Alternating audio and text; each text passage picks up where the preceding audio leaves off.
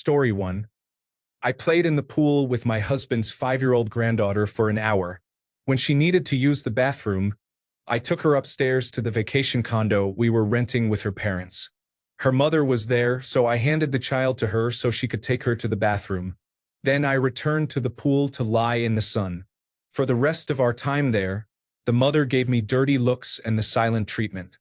She prevented her daughter from interacting with me, even grabbing her hand and pulling her away.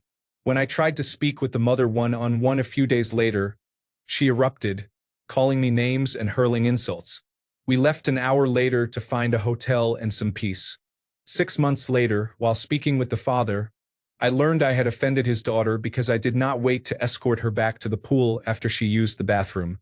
More than a year later, I am still treated as enemy number 1 for this perceived offense. May God have mercy on my soul. Story 2. Not being social at work. It turns out some people really do not like it when you keep to yourself. They obsess over the reason because it cannot possibly be that you are simply not a people person, and then they spread the rumors they made up. Story 3. Oh boy.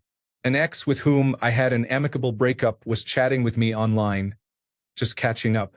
He mentioned he was single now and asked if I was up for a date to see if we could still connect. I said no, but that I was happy to still be friends, and that I was sorry he and his girlfriend had split because they seemed good together. Great. A week later, I ran into him and his girlfriend, and without thinking I blurted out, "Oh, I am so glad you two got back together." Cue a look of horror on his face and disgust on hers. Yeah. He was never single. Story 4. One of my friends from middle school separated from his wife. He was part of my husband's Dungeons and Dragons group and began bringing his new partner to sessions. She was great. We all liked her more than his wife and were happy to hang out. Several months later, he came into the house on the phone. I assumed he was talking to his girlfriend, so I loudly called out that we missed her and asked when she would come over. It turned out he was speaking to his wife, not his girlfriend. He had not told us they were working things out and he had broken up with his girlfriend. There was a lot of loud yelling on the phone. He left and never came back. Story 5. I said you are welcome to someone who thanked me for hand-delivering a large box of files. They lost their temper, demanded I leave their office, threw something at me. I did not turn around to see what, and chased me down the hallway, yelling and raising their hand as if to hit me. We had a sit-down meeting with the chief operating officer and the human resources department, who said it was their word against mine. Somehow none of the 9 people who worked in the same hallway saw or heard anything. The aggressor claimed I had mocked them with my manners. It has been 15 years, and I am still extremely self-conscious about my manners. I am always worried now that I am offending you when I speak. Story 6. I answered the phone one morning while still half asleep. It was a landline. There was no caller identification, so I had no idea who was calling. My husband and I had moved in together about a month earlier, and he had not told his parents. He came from a very religious home with parents who would not approve of 2 people living together before marriage. My future mother-in-law called at 7 a.m. She was upset that I was in her son's apartment so early and without him. She asked what I was doing there, whether I had stayed the night, and whether I was sleeping on the sofa. Her tone was heavily disapproving and accusatory. I told her I lived there now and would likely answer the phone regularly. She hung up on me. We had discussed telling his parents, but my husband, a sweet man, did not want to hurt them and kept avoiding the issue. I was tired of hiding and of being judged about why I was in my own apartment, so I decided to tell her. What happened next was insane. After our next visit with them, she accused me of parading my breasts in front of her husband. I had worn a V-neck top. She then wrote my husband a 2-page, front and back letter detailing why she thought I was not fit to be his partner. She called him to discuss the relationship, saying she had visions from God that I was not the woman for him, that I would lead him into a life of pain and misery, and that I was a tool of the devil pulling him off his righteous path. At the root of all this was that morning when I answered the phone half asleep because I had forgotten to turn off the ringer. We have been together for 23 years now and married for 20. I do not think he is miserable. He may be in a little pain because he is in his late 40s and I wear him out on a regular basis. Story 7. I washed the dishes at a party while everyone else had gotten caught up in band practice. About a month later, after I had moved out of state, the host's wife sent me a letter saying that my cleaning her kitchen was disrespectful and implied that she did not keep a clean enough house or take good care of her children. She basically uninvited me to future functions. I was just trying to be a gracious guest instead of trashing the house and leaving like some of our other friends. Okay, Jenny. Story 8. An old roommate had a friend come over. I knew his ex. He had beaten her nearly to death in a drunken, drugged stupor, with more than 20 prior incidents. We were all sober at that point in recovery. He said I looked familiar, and I told him I knew his ex and he probably recognized me through her. For 2 days my roommate was extremely hostile toward me, and I was about to move out. She finally said it really angered Lou that I mentioned his ex. One of the other roommates told her it wasn't my fault. He had gone to prison for 2 years over that and was still harboring resentment, completely absolving himself of any accountability. The roommate tried to apologize, but I moved out the next week. Her behavior toward me was absolutely unacceptable. Story 9. To be honest, I don't care. I had a former friend who told his parents he was with me at a cookout when he wasn't. We were both in our mid to late 20s, and his parents were watching his son. His mother called me to ask him something since he wasn't answering his phone. I told her he wasn't with me, and she explained what he had told her and his father. I basically just said, no, he isn't here. He was actually at a strip club getting wasted with his other friends. He called me and asked me to lie to his mother and say he was with me. I told him no, and he got all pissed and it caused a huge problem in his family. I probably wouldn't have covered for him anyway. But he didn't even warn me ahead of time or let me know his plan. How was he going to talk to her on my phone if he wasn't there? The fact that he didn't invite me pissed me off more. Laughing out loud. Seriously, fuck that guy. We had a falling out not too long after. Story 10. I introduced 3 friends to each other. They all ended up living together at different times and loathing one another, so none of them speak to me anymore. The more I brood on it, the more pathetic it seems. Story 11.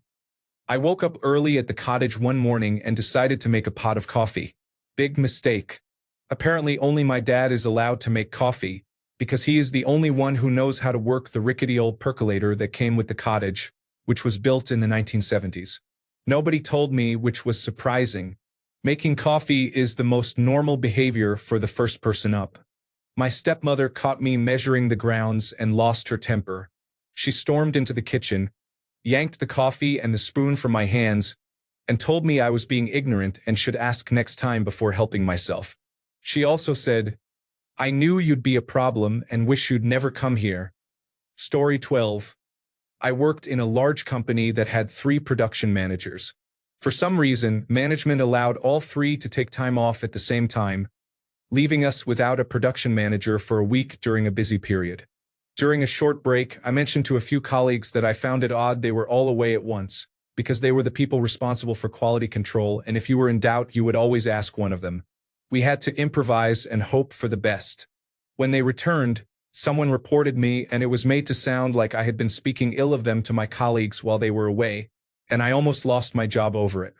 I stood my ground, saying I thought it was a poor decision and that I had the right to voice that concern, since the rest of us were dependent on at least one of them being present at any given time. One of them was especially grumpy with me for several weeks, but it turned out not to be a valid reason to fire me. Story 13. Many years ago, I had a cousin who believed he had created a new flavor sensation that would sweep the grilling world. He said he had developed a new style of barbecue sauce. At a family gathering, he gave each of us Dixie cups to try it. Everyone oohed and said it was delicious. The sauce was tasty. What was unusual was that it was bean-based.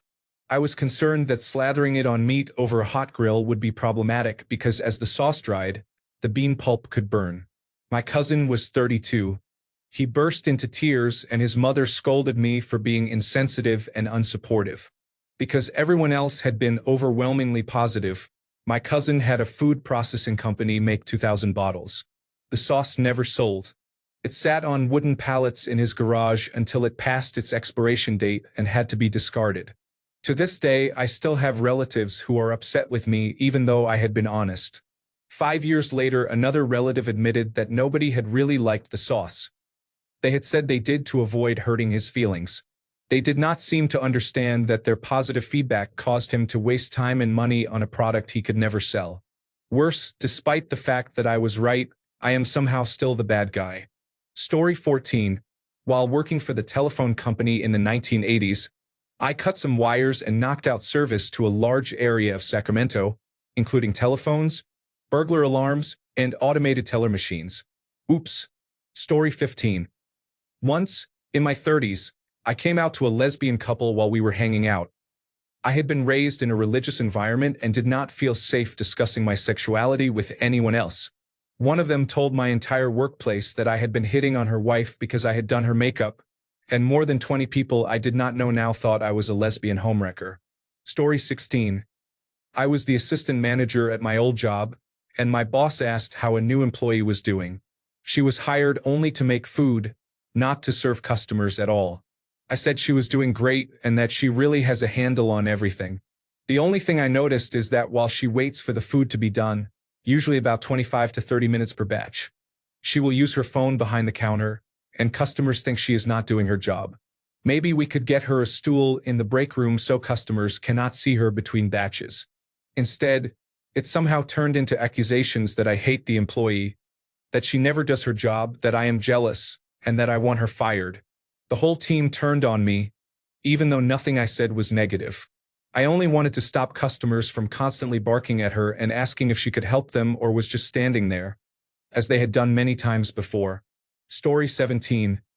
I once gossiped about a woman who used to go out and get drunk while her kids were in bed. It turned out the person I was talking to was her cousin. The woman got into a lot of trouble for a while. It was the biggest cringe moment of my life. Story 18.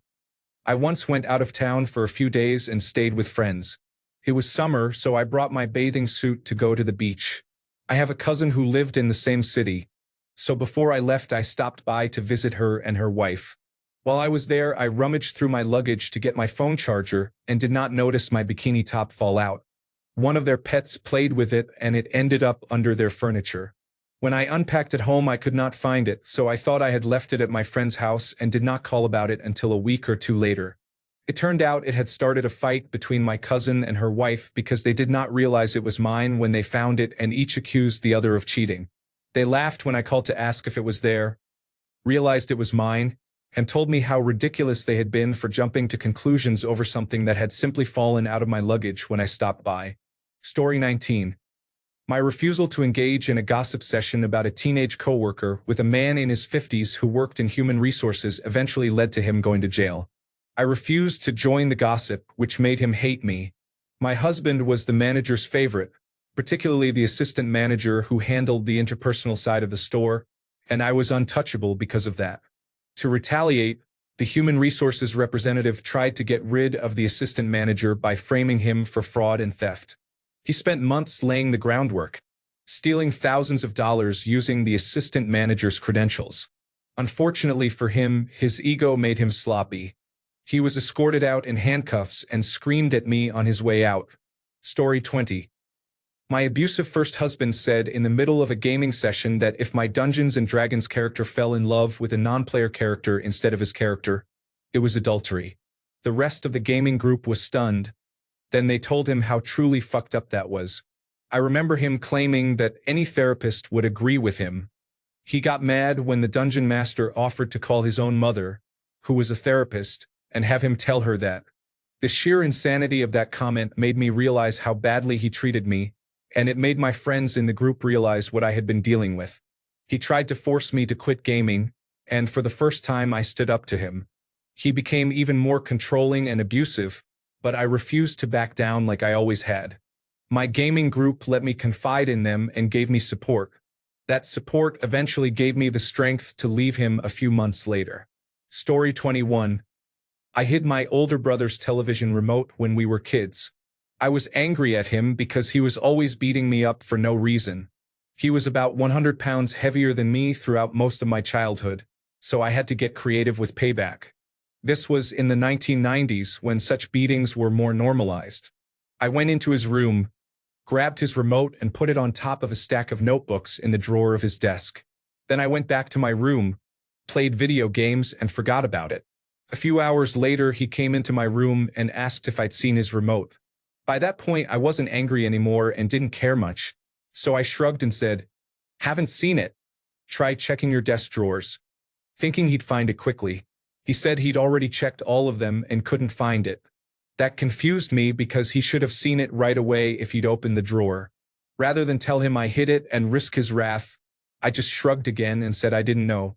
About an hour later, our parents were searching his room. Then they found his stack of porn magazines. They confronted him and he lied to their faces, saying they weren't his and he'd never seen them. That's when I knew things had gotten serious. My parents hated lying and would punish us severely for it. Normally, my dad was careful not to spank us while he was angry. If he was very mad, he'd walk away for 10 to 15 minutes, then come back and discipline us. That evening, he didn't do that. He didn't have his paddle, so he grabbed my brother by the shoulder and kicked him in the rear, knocking him down onto a big pile of Legos. At that point, I felt guilty. This happened because I hid his remote in retaliation for something he'd done to me that morning. I didn't cause him to lie about the magazines. I didn't even know he had them. Eventually, they found his remote in the desk drawer where I'd left it. Maybe it had fallen deeper. The rest of his room was trashed from the search. After the dust settled, I peeked in and saw him sitting on the floor with a 1,000-yard stare, surrounded by Legos, clothes, and papers.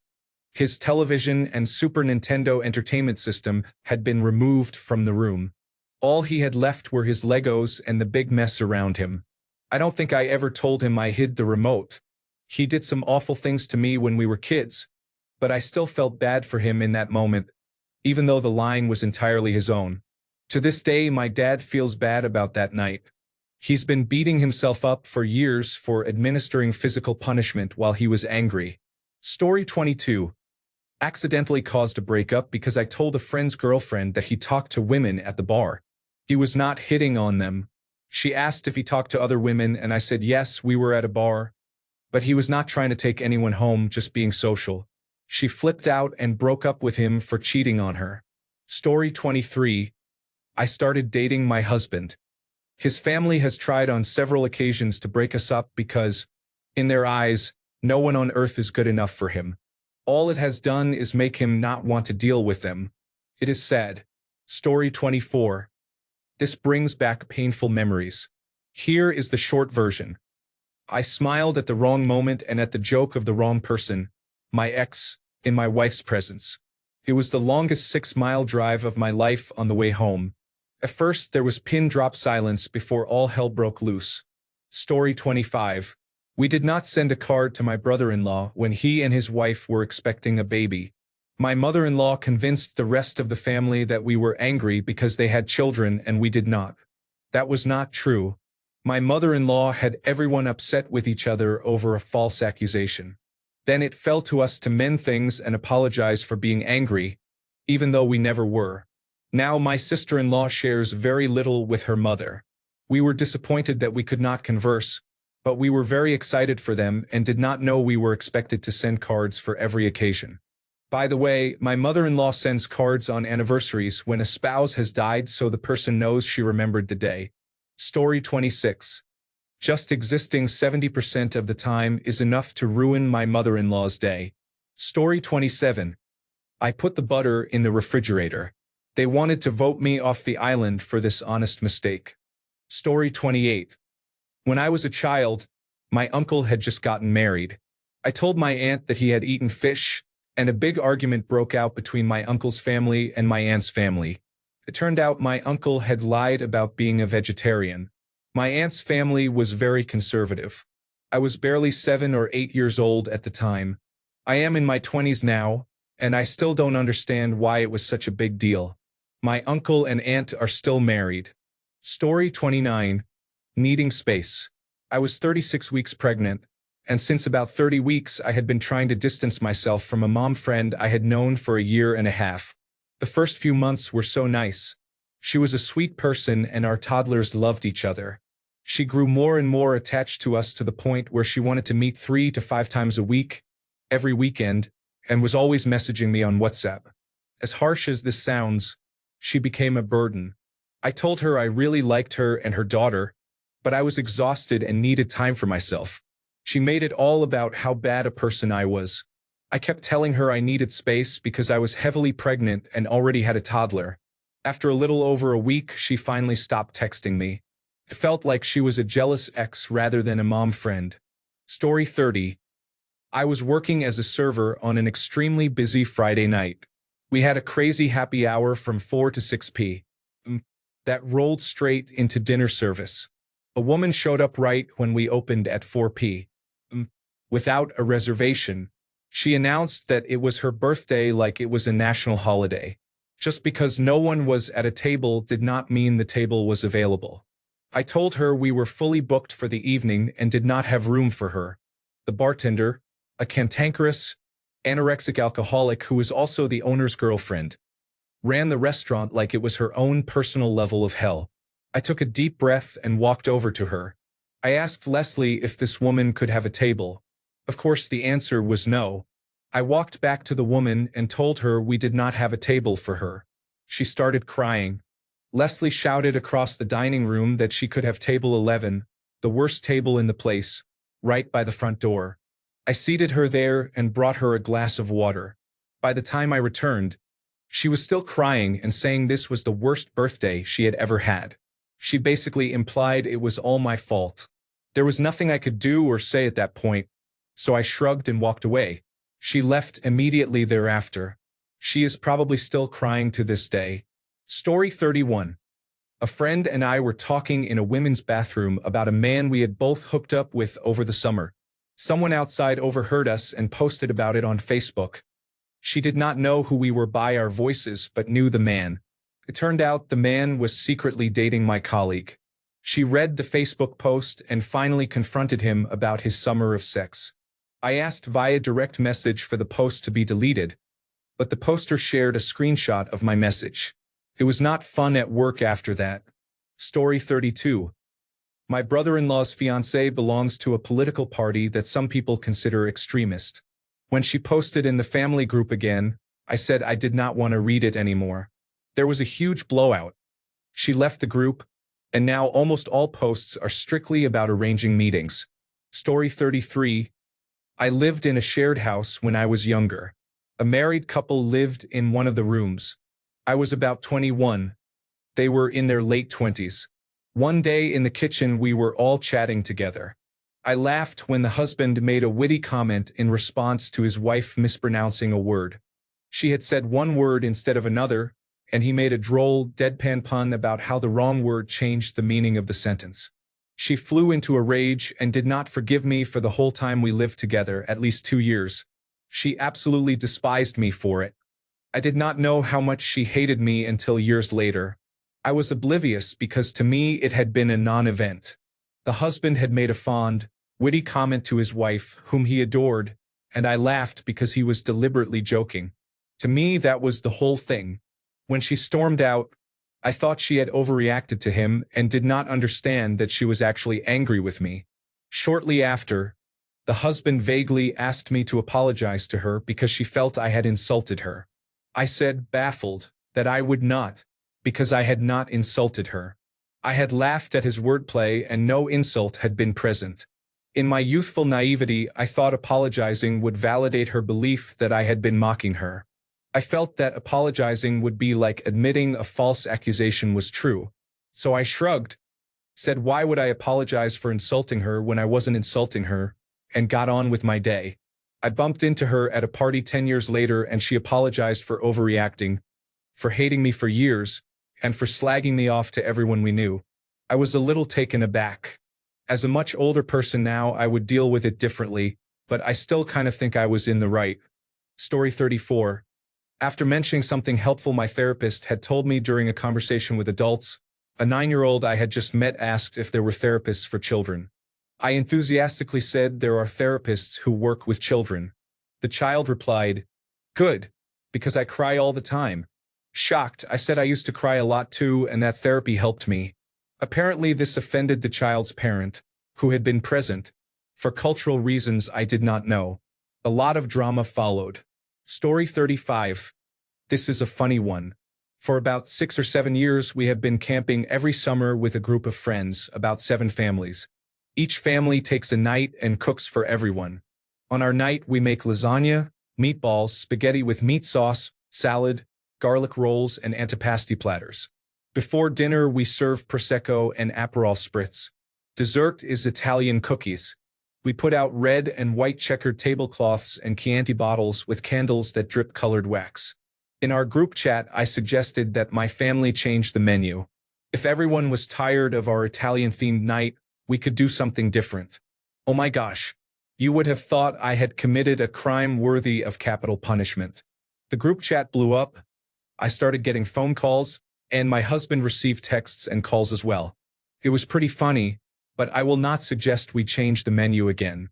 From now on, we will serve lasagna, meatballs, spaghetti, and all the usual dishes. Story 36. I declined to attend a family gathering because I had coronavirus disease 2019.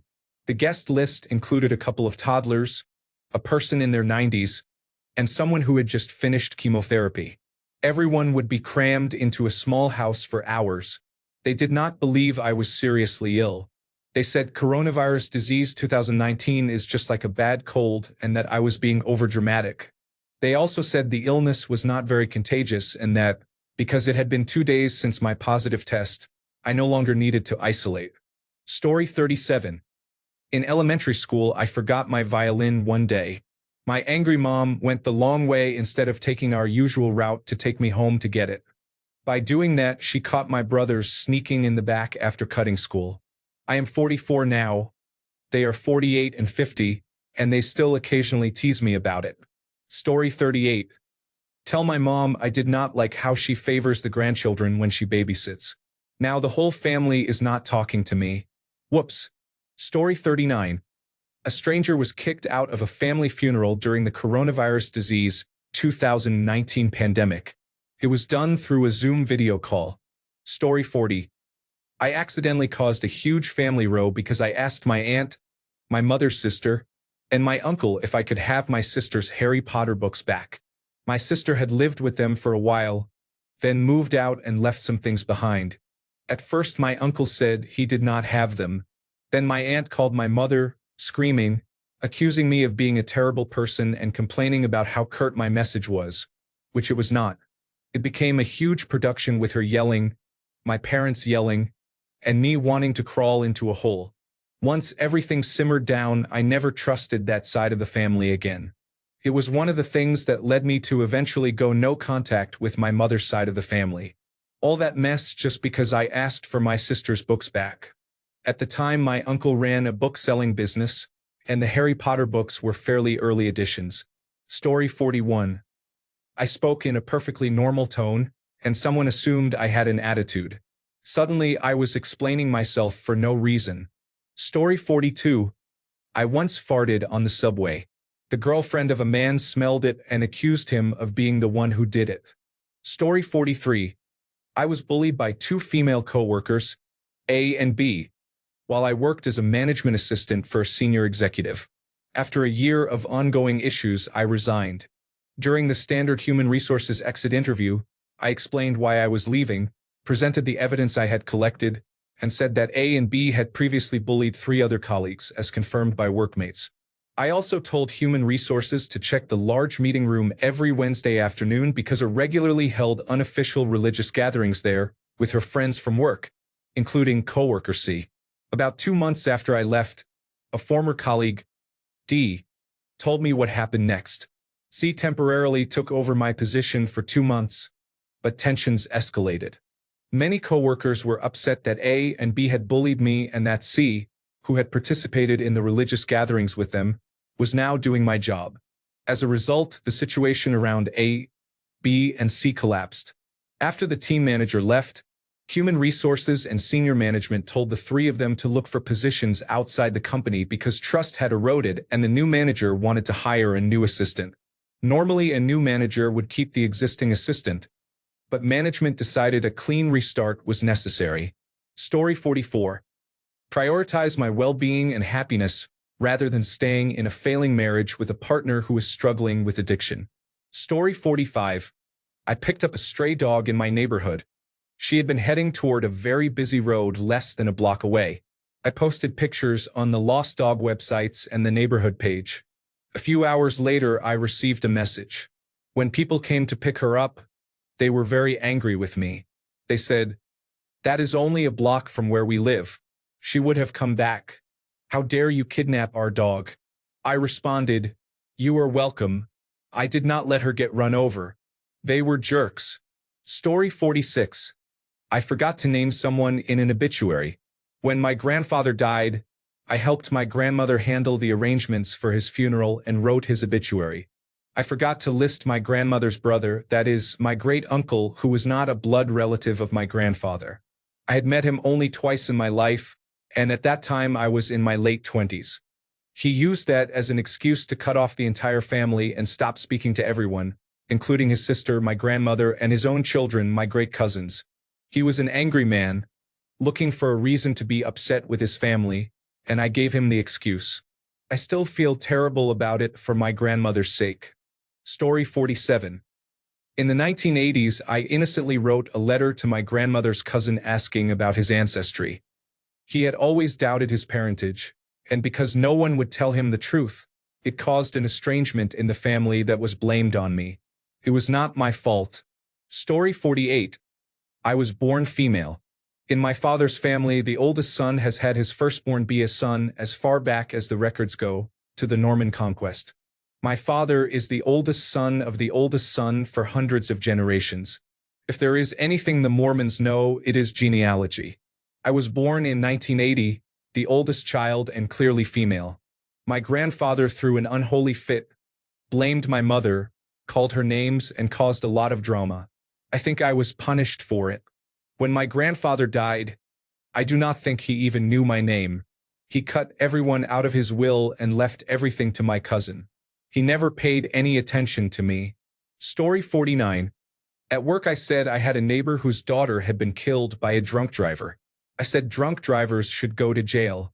Unfortunately, I said this to the office queen bee, who had 3 drunk driving convictions.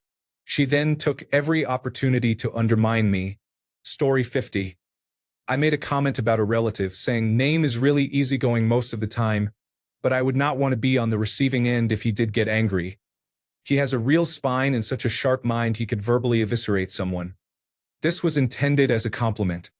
He is easygoing, not a pushover, intelligent, and quick on his feet.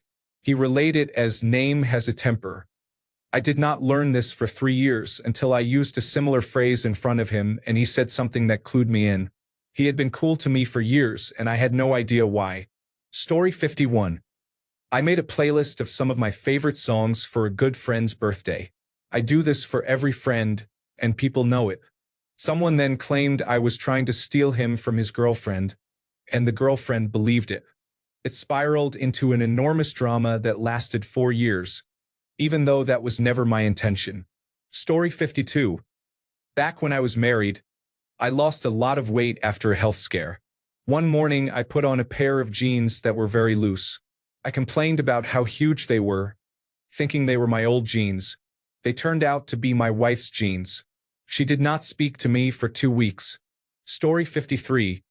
I asked a child in elementary school why they had been absent the day before. The child cried and told their mother and their friends' parents that I had accused them of not studying for the quiz. I was about 8 at the time, so being cornered and berated at school by 5 or 6 adults was terrifying. I was forced to kneel and apologize to the child for no reason.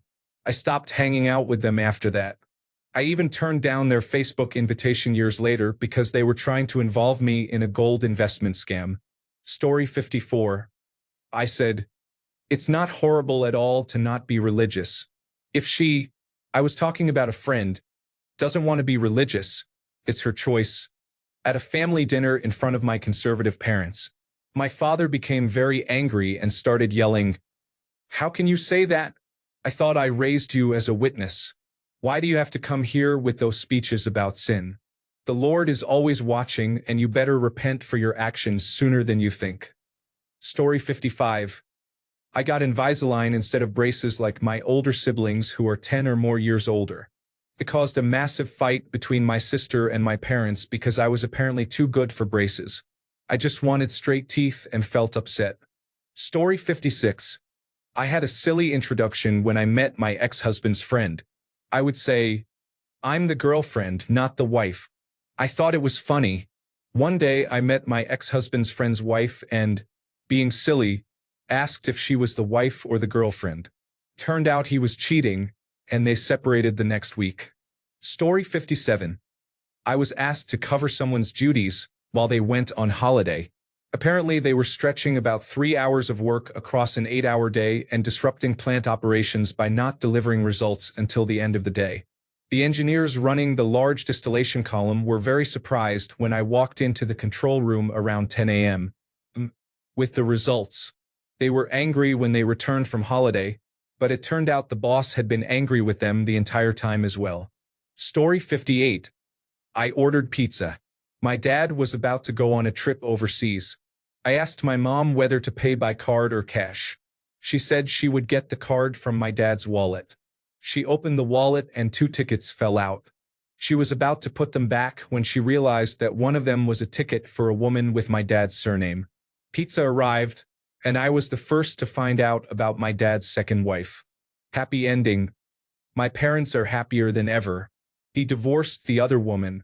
Story 59. I was 3, maybe 4, when Mum hit me for something. I think I was just being cheeky. I don't remember the reason. I know I didn't swear or say anything bad. I was just a normal little kid. In my head, I figured if Mum knew hitting me didn't hurt anymore and I didn't cry, she'd stop and use a different punishment. So I told her, that didn't hurt. She went into a full-on rage and hit me repeatedly. I refused to cry, which made her even angrier. Afterward, I hurt a lot. Mum stormed off, leaving me in the hallway. I don't remember much else. Just getting out of the car, being punished, and the overwhelming rage. I also told my relatives to say goodbye to my granddad because he was about to die. He was talking to his wife who had died 2 years earlier, as if she were there. I knew what it meant. They acted like I was a monster, but they were busy fussing over getting him into a nursing home and letting a social worker try to force them to pay for a place when he wasn't leaving the hospital. The social worker was pushy. I was on the outside. My relatives weren't kind to me, so I wasn't emotionally connected and could see the situation for what it was. Story 60. I keep to myself in my apartment building. There are 16 units, so it is fairly small. My friend is the property manager. People call me weird because I do not go out of my way to talk to others. Mail is frequently stolen and there is a lot of gossip. That is not my thing, and since there is a thief in the building, I have no desire to interact with anyone. So I am considered weird and mean. Story 61. I ate a gummy ring. And not even in a "these edibles aren't any good" kind of way. My wife and I were in China adopting a child. We had been told early that many of these children had food security issues because of the conditions they were raised in, so we kept a toddler snack cup on hand at all times. We were leaving the hotel breakfast one morning and the hostess station had a bowl of gummy rings. I grabbed one and offered it to my new son as we walked to the elevator. He pushed it away. The smart thing would have been to put it in the cup and save it for later, but I assumed he did not like that candy. Still new to parenting and sleep-deprived, I ate it myself. Rookie mistake. Instant 3-alarm tantrum. The child freaked out that the candy he did not want was gone and started screaming. I offered the snack cup, but it was too late and he swatted it away. People started staring. My wife gave me the look. Fortunately, one of our guides from the adoption agency, who was far more experienced than I was at defusing these crises, popped up behind me and produced an emergency pastry he had been holding. The child calmed down almost immediately. It took about 6 months before I could safely eat food around him when he was not eating as well. Story 62. I went to the funeral of an old friend who died of an overdose after struggling with addiction for many years. Apparently that meant I had been having an affair with the deceased. All I can say is that the relationship ended swiftly after that crazy outburst. Story 63. Oddly enough, Someone said something bad about Trump to people who didn't vote for him. Story 64. I casually mentioned to my father that his best friend had been visiting our new apartment after my parents split. Whoops. Story 65. My cousins and I blew up a fire pit with a can of soda. Most of the time the tab pops, but this one did not, and it exploded. It sent coals flying 30 feet. Nobody got hurt, but our parents were very angry. Story 66. I moved in with a high school friend and his friend who had recently moved to town. The other friend became a heavy cocaine addict. The high school friend turned out to be a pedophile. Guess who the police came looking for? Story 67. There was a small house party at a colleague's place. I stayed overnight with a few others. The homeowner had work in the morning. She had a troubled past, including time in prison for armed robbery and drug offenses, and this job was her way back into society. In the morning an alarm went off and, without thinking, I turned it off and forgot about it. She missed work, lost her job, and, as a result, took her own life. Story 68. My psychiatrist had me try a different medication, which I did not react well to. At the same time, I experienced a crushing rejection from someone I was seeing. I left 2 events early without making a scene. I simply said goodbye to the hosts and left. A 57-year-old woman I thought was a friend became extremely offended that I was not present for the events. This happened more than 7 months ago. She has attempted to have me assaulted, is telling anyone who will listen that I am crazy and dangerous to myself and others, and is trying to persuade people to take legal action against me for defamation because I told them I will not associate with anyone who is comfortable with her behavior. It has gotten to the point that I am nervous about leaving the house or letting anyone know where I will be at any given time. So I guess leaving an event early has become a really big deal. Story 69. I ate a piece of pizza out of a closed pizza box that had been placed on the ground next to a full trash can for less time than it took me to write this. The people who refused to offer me any pizza during our only lunch break at summer camp, before throwing away the last piece, flipped out as if I had eaten it directly from the can. Joke's on them, though. I thrived on that one piece. Story 70. My colleague and I were waiting for information from one of the project managers. In the meantime, she created a document to hold the information once we received it. She emailed the project manager to say the document was ready and that she would be happy to discuss it and make any necessary adjustments. The project manager screamed at me over the phone about this. This was the first of many completely unjustified breakdowns from her. It was one of the only times I have ever cried at work. Story 71. I was grinding a concrete floor in a ballroom at the Hyatt Regency Vancouver in about 1989 or 1990. I was a very young apprentice carpenter. The smoke alarms went off and the hotel was evacuated. It cost my company $1,000, and both major newspapers were there looking for me. That same year at that job, I ran into Chuck Norris and his brother in the elevator. He was a small man, and we had been warned he was difficult, which proved true. Story 72. I refer to the act of a middle-aged man having sexual contact with a 14-year-old girl as rape. Apparently, 8th graders are perfectly capable of giving consent and frequently pursue older men. Story 73. I was at a pool party of a friend years ago, attended by many people we knew from our fraternity and sorority. During the party, my best friend's girlfriend and another female friend came over with a little gloomy-looking girl from the sorority. Let's call her Leah. For some reason, my best friend's girlfriend asked me what I thought physically of Leah, knowing both she and I were in relationships, so I would err on the side of caution.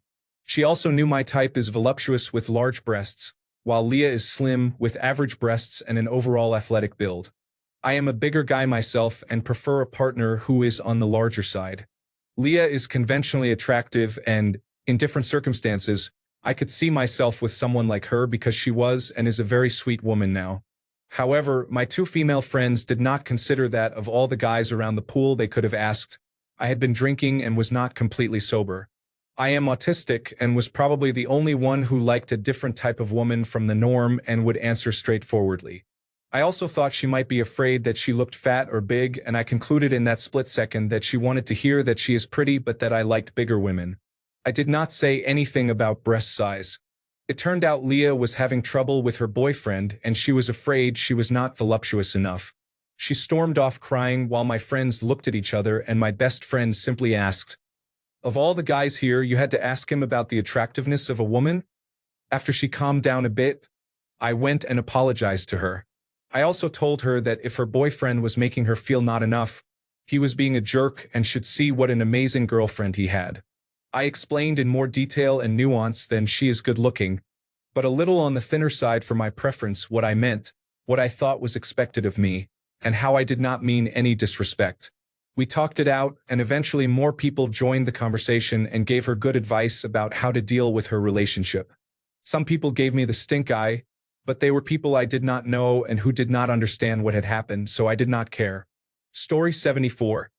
Back in high school, I had friends who played a sport and attended several different schools in the area. Several of us girls met up with guys who played a similar sport and we hung out a lot. Some of the girls and guys started dating. Katie was talking about one of the guys who went to a different school because, unbeknownst to me, she was dating him. All I said was, "Oh, Lisa must be happy then." Context. Lisa had complained every day because he and his girlfriend would make out in front of Lisa's locker. Since Katie attended a different school, she did not know that he had been in a relationship for 3 years.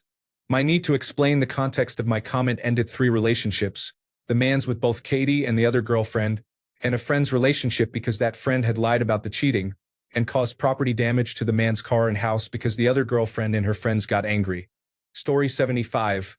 We could only visit my family for 2 days of a 3-day weekend. My mother reacted angrily and told me I was a bad mother for allowing my children to have too many friends and a bad daughter for hurting her. Then she said I must come for all 3 days or she would call Child Protective Services and lie that I was an unfit mother so she could take my children. There were already many issues with my family, but I was genuinely trying to find a way forward. After that, there was no way forward. It has been 8 years since they saw us, and if I have my way, they will never see us again. You do not make that kind of threat and expect to be allowed to stick around. Thanks a bunch for sticking around till the end of the video. Remember to subscribe, and until next time, stay awesome and goodbye.